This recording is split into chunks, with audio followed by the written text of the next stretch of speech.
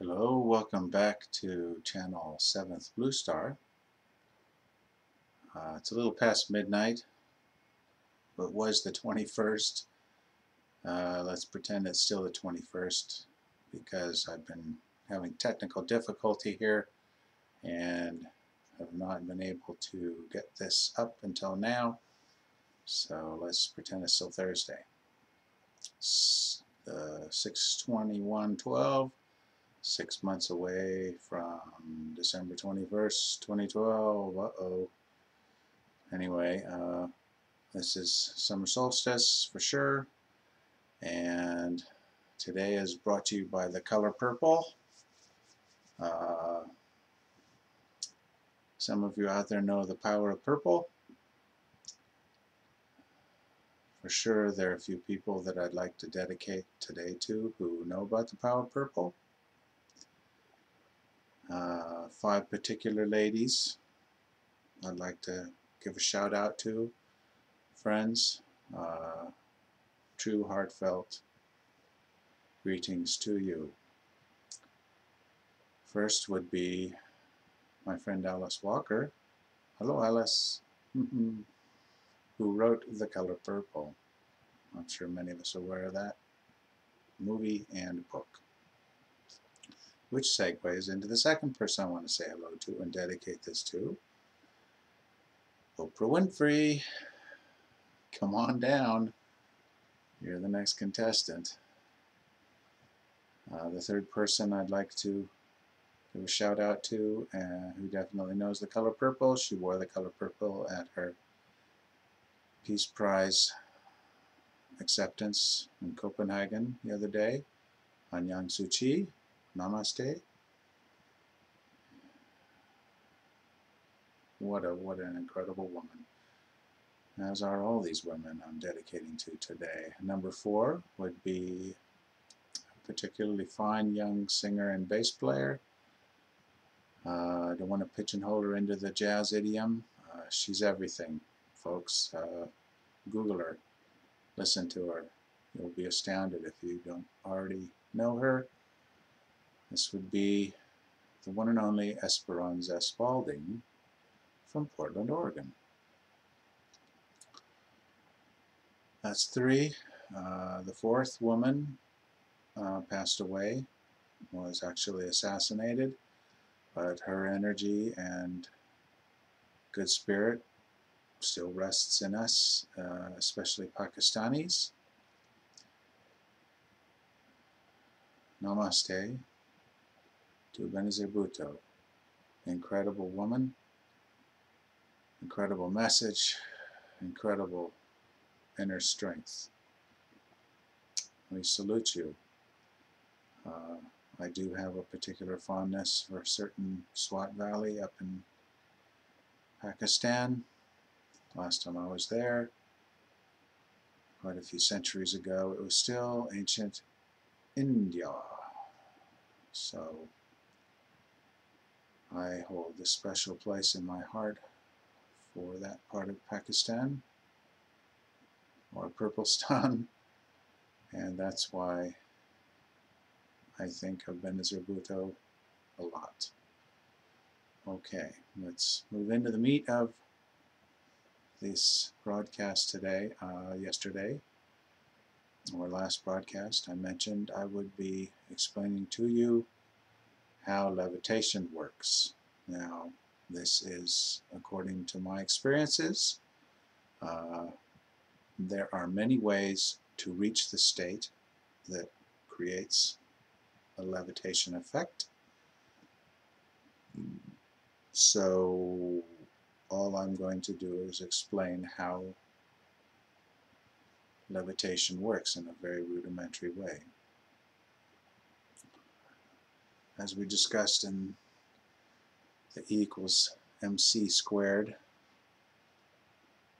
broadcast last time, your energy is huge because it's related to your mass times the speed of light times the speed of light. Remember the 35 trillion number?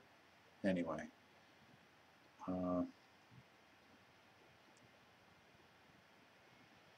mass is a form of equivalent energy and vice versa, and that helps segue to what I've discovered in meditation as to how levitation works. Now, there's many types of levitation, as I've said. What I'm referring to is a form of self-levitation, not the harmonic levitation that is hypothesized to have been used to move large objects in the past. Monoliths, Easter Island, big blocks in Egypt and in Central America. Anyway, levitation I'm going to explain is how humans can actually levitate. Some famous people of past have been chronicled to have been able to do this. A certain Jewish Christian individual a couple thousand years ago was chronicled to have walked on water. To walk on water, one needs to be able to break the bind of Earth's gravity. So walking on water is a function of levitation, as far as I can tell.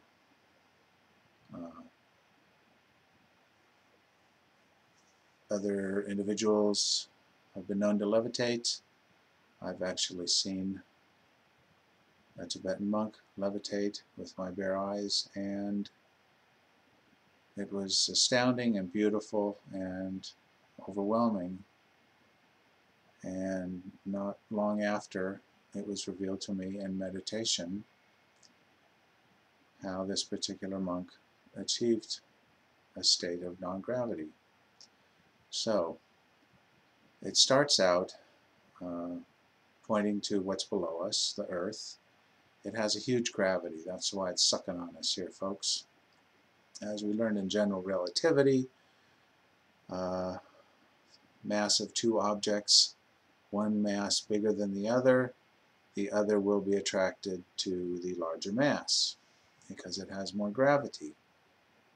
Well, the gravity that's holding us to this planet, roughly 9.8 meters per second, it's an acceleration, not just a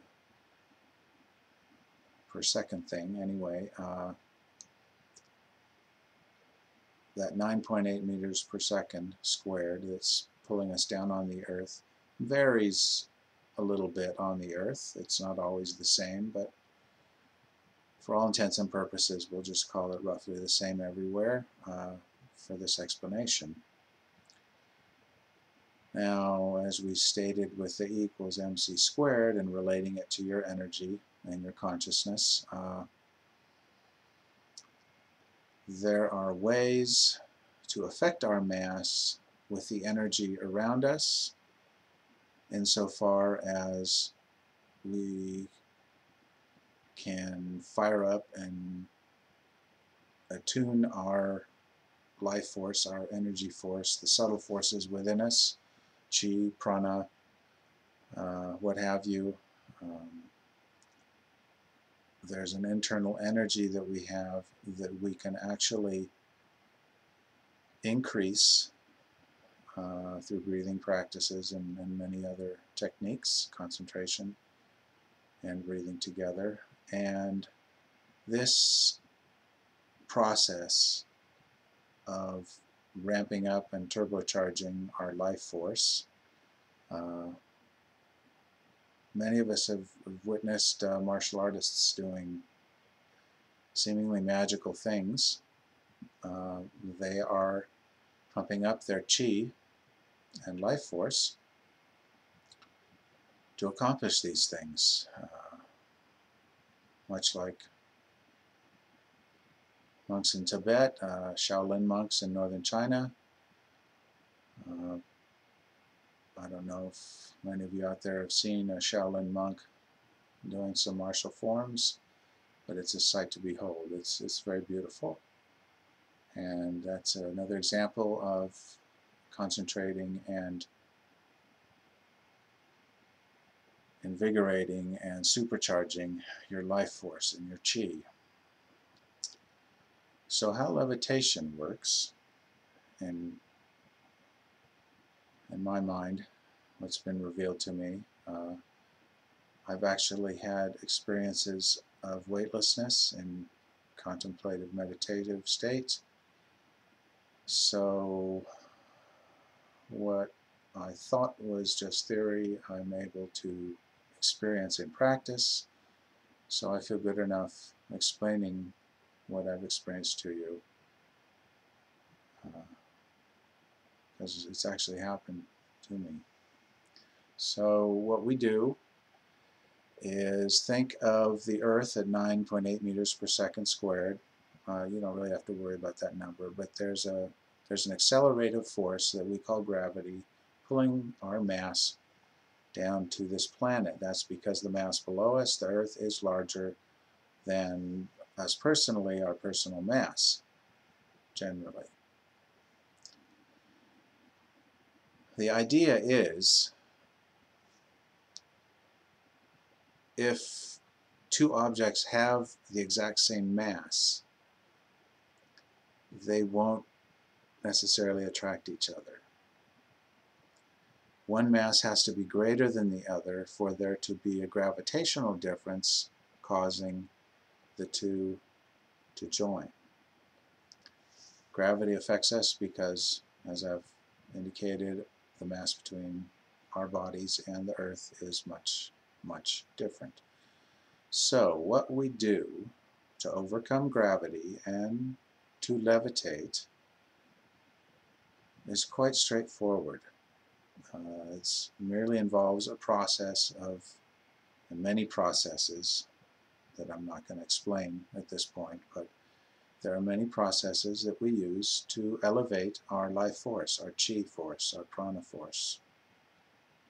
If we are able to pump up our chi, life force, equal, energy, remember, is proportional to mass. So if we can pump up our energy life force to represent a greater mass in our body, and keep pumping that up, and keep pumping that up, and keep pumping that up, eventually our mass, our body mass, can equal the mass that's holding us, the gravity that's holding us to our planet. The theory is to equal the force of what's pulling us, the energy, to our own personal mass above it, so that we break the bond of gravity. Now, we don't want to try to overcome the gravity of the Earth, because then we'll take off too far. We'll bump our head, we'll take off. That's not the idea. The idea of this exercise is to realize just how to equal the gravitational pull, which causes levitation to occur. There are forms of levitation where we've read in myth, and perhaps some of us have seen it. I'm not talking about astral projection, but pure physical form can actually fly. I'm not talking about flapping wings, but if you've read the Bhagavad Gita, the Mahabharata, Lotus Sutra, many ancient texts, Vedic texts or otherwise, indicate that man can fly. It's true. If we can overcome the gravity of the Earth sufficient enough to hover above the Earth or levitate, surely there's a way to fly along those lines. We won't go into the flying part tonight. We're just talking about how to overcome Earth's gravity. So, in a nutshell, to overcome the Earth's gravity, what we need to do is supercharge our life energy force, or chi, or prana, to a point that represents a mass equal to the mass that's effectively pulling us back down. It seems like the Earth is a huge mass pulling on us, and some folks out there might have a hard time believing that humans can pump up their energy enough to balance that. But humans are able, through their consciousness, to increase their energy and life force. And as we pump up our life force, we are actually taking on subtle energies around us that we don't necessarily see but are there. There's all kinds of energy floating around us, micro energies, virtually infinite amount of energy around us at any given time. And in order to pump up our energy to overcome gravity's pull, we rely on these outer energies to help pump up our inner energies. Careful breath, concentration, letting go of the ego helps you get off the ground. These are all subtle energies holding us to this earth. So in closing tonight, I'd like to share with you a little poem that might become a song. Actually, I've heard music when this came out of my meditative state today, so I'd like to share it with you. The title is Seventh Blue Star. I'm radiating energy from a distant blue star. Seventh brightest from where you stand. It's really not that far. I'm Orion's left foot, but I'm right-footed too. Kind of ambidextrous, so I can pass the ball to you. I'm now living here, partially, in this western blue state. Not meaning I'm unhappy or worried about any particular fate. Manifesting in physical form is really quite a treat, and one of my objectives here is to give more for all to eat. I'm a wind horse who's a gallopin' at a joyous, speedy gait, carrying you to a good new place at an effective and comfortable rate. Many good destinations shouldn't scare us at all.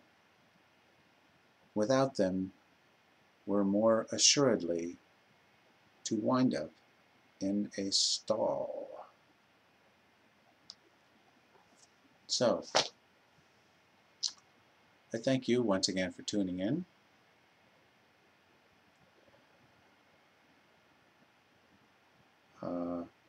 This is really fun, and I can hardly wait to get the interaction going with you on the website that's coming out when the book's coming out, and that's a few months away, but believe me, it's really good, and it'll make all this YouTube stuff pale in comparison. Not to put this down, but this is just the intro, folks.